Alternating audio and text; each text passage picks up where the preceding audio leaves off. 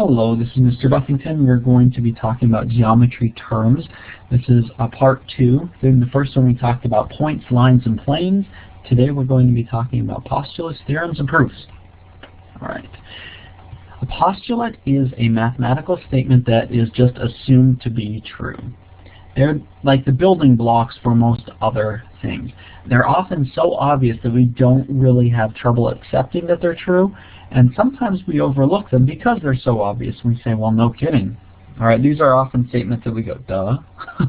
We see them and go, well, of course, that makes sense.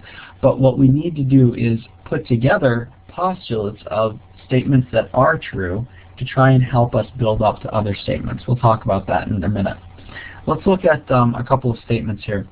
First postulate, 2 points determine a line. I drew this in here. This is point A and point B, and that's how you determine a line. We talked about that a little bit in the previous lesson. That's what a line is. It's almost like defining the term.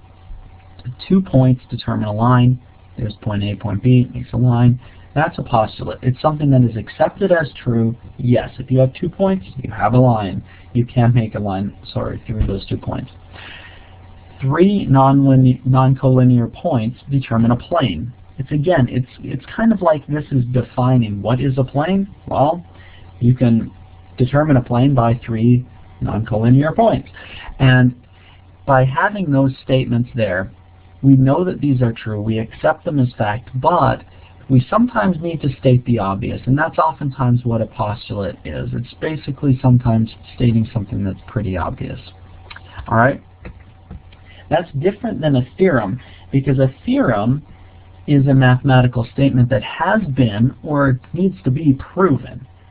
After it's proven, we can accept it as true, but it still needs to be proven.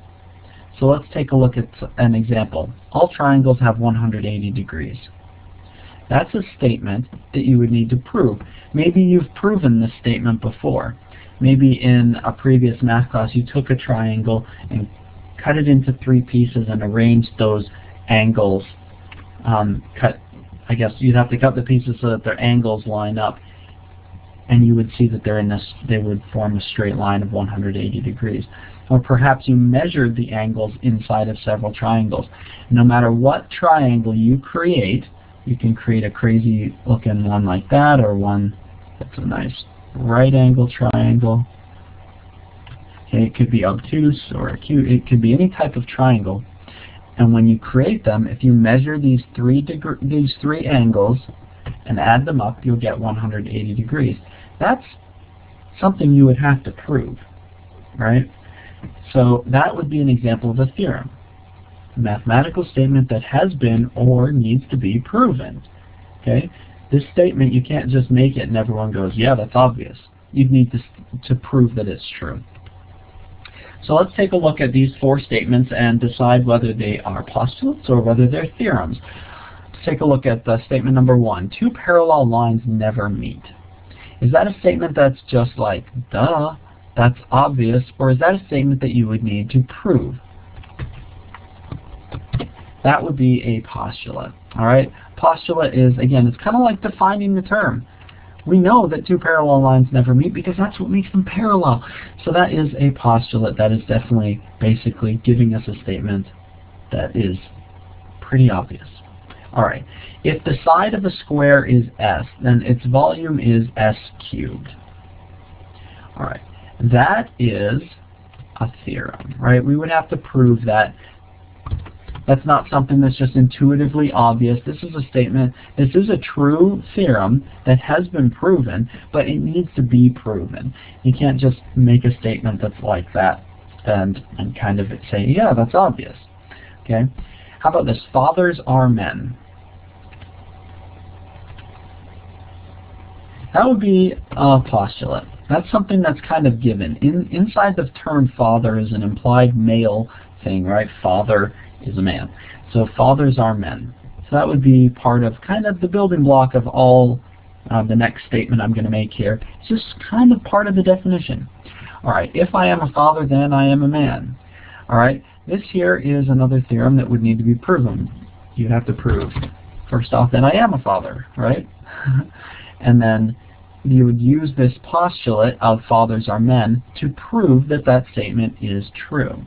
All right. Usually, when you have an if-then statement, that's going to be a characteristic of a theory or a theorem.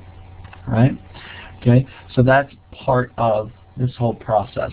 Postulates are basic building blocks, basically defining terms almost, and then theorems will take those postulates often and build them into making something that we need to prove is true. All right?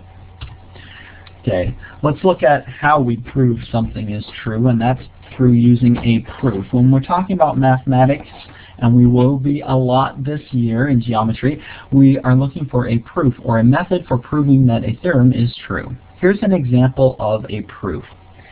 I'm giving a statement here. I make these mathematic statements here, and then I say the reason why I made these statements. I'm not going to explain all of what this is. This is just an example. If we have AB is equal to CD, that's our given statement at the beginning. Proofs will begin with what you are given. And then, in this case, we added BC to both sides of the equal sign. That's the property of equality. Whenever you add something to both sides of the equal sign, it's addition property of equality. And then this one here is a little bit more complicated, but if you have 3 points, 1, 2, and 3, and those points are A, B, and C,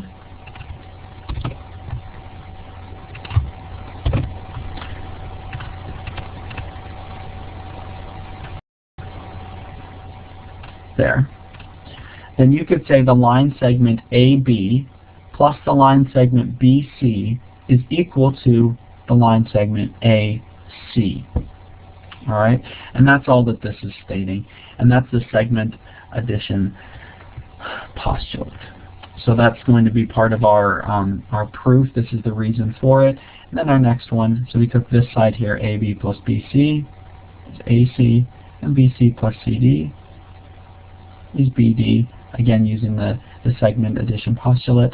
And then we end up with our final answer. Therefore, AC is equal to BD, and we solve that using the substitution property of equality. All right. This is, again, you don't have to necessarily understand this exact specific proof, but this is just an example of a proof.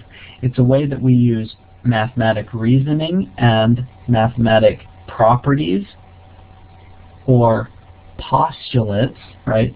Statements that we just accept as true to make sort of a logical step-by-step reason why this helps us reach this point.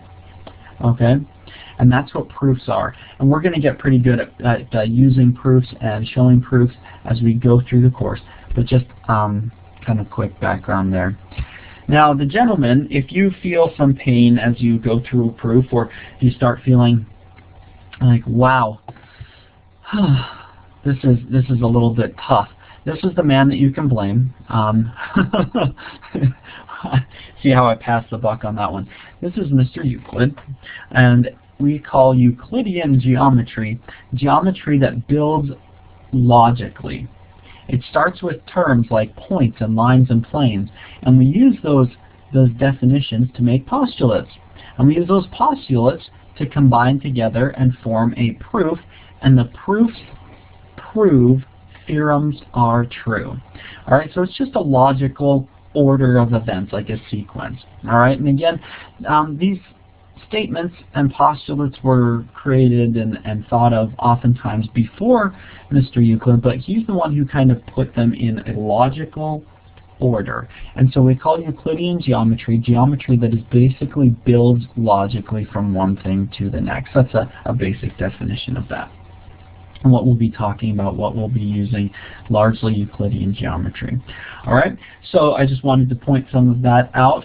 Again, our terms for today, we talked about postulates, we talked about proofs, and we talked about theorems. Here they are at the bottom, and they are just an extension of how we would use some of those other terms that we talked about before. Hope this session's been helpful for you, and have an absolutely wonderful day.